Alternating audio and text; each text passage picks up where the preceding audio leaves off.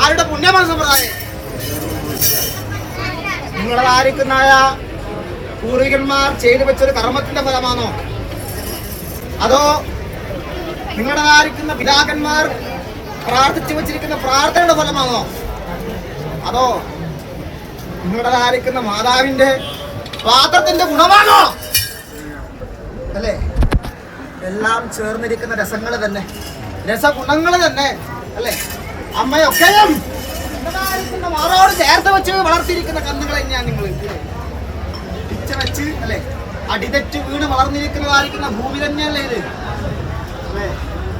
ഇരിക്കട്ടെ, ഇവിടെ എന്റേതായിരിക്കുന്ന പള്ളിപ്പുരാട്ട വിഷ്ടാറ് മുമ്പേതുമായിട്ട് ഒരു മത്സരത്തോട് മത്സരം തികഞ്ഞു അല്ലേ? ഒരു മഴയെ കാത്തിരിക്കുന്ന വേളാബലിയെ പോലെ ഈ ഒരു ദിനത്തിന് വേണ്ടി നിങ്ങൾ കാത്തിരിക്കുന്നതായിരിക്കും ദിനം തന്നെയാണ്. ധന്യമാക്കി തീർന്നില്ലേ അമ്മ അല്ലേ? ഭക്തി കുറഞ്ഞു പോയാ നിങ്ങൾ കരം കൂട്ടി നിന്നൂടെ?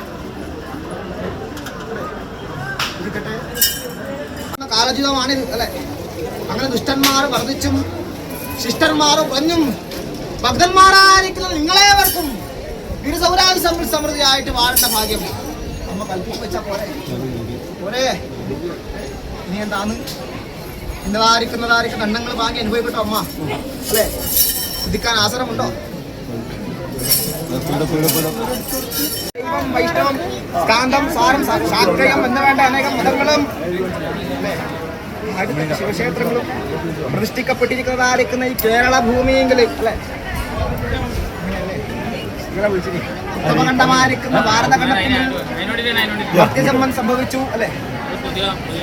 ഈശ്വര പദവിയെ പ്രാപിക്കണമെന്നാണല്ലോ തപോവാംശം. കലിയുഗത്തിലെ നാമസങ്കീർത്തനം കൊണ്ടാണ് ഞങ്ങളെന്നിരിപ്പൊരു ദേവി ദേവന്മാരുടേതായിരിക്കുന്ന മനസ്സും കർണവും നിങ്ങൾക്ക് കൊടുക്കാൻ കഴിയാം. ആ ഒരു നാമസങ്കീർത്തനം മാത്രം അല്ലേ? നാരായണാനും അമ്മേ നാരായണ, ലക്ഷ്മി നാരായണ അല്ലേ? അങ്ങനെ അനേകം മന്ത്രങ്ങളും തന്ത്രങ്ങളും അകന്യാസ, കരന്യാസ, മന്ത്രന്യാസ, തന്ത്രന്യാസ, പഞ്ചതത്വന്യാസങ്ങളെ കൊണ്ടും അമ്മേനെ നിങ്ങൾ ഇവിടെ ആരാധിച്ചും വന്നിച്ചും കീർത്തിച്ചും തുതിച്ചും തത്വജ്ഞാനത്തെ ഗ്രഹിച്ചും തത്വബോധത്തെ പ്രാപിച്ചിട്ടുമുണ്ട് അല്ലേ? ഇതുപരിയായിട്ട് ബ്രഹ്മാണ്ടത്തിൽ ലയിച്ചിട്ടുമുണ്ടല്ലോ അമ്മ. ഒക്കതിനാലും ഈ തന്നിരിക്കുന്നതായിരിക്കുന്ന വിഭൂതി അമ്മ വന്നിരിക്കുന്നതായിരിക്കുന്ന ഭക്തന്മാർക്ക് വടക്കം ചെയ്ത് കൊടുക്കട്ടോ? സമ്മതമല്ലേ? പൊടിപ്പത്രമില്ലേ?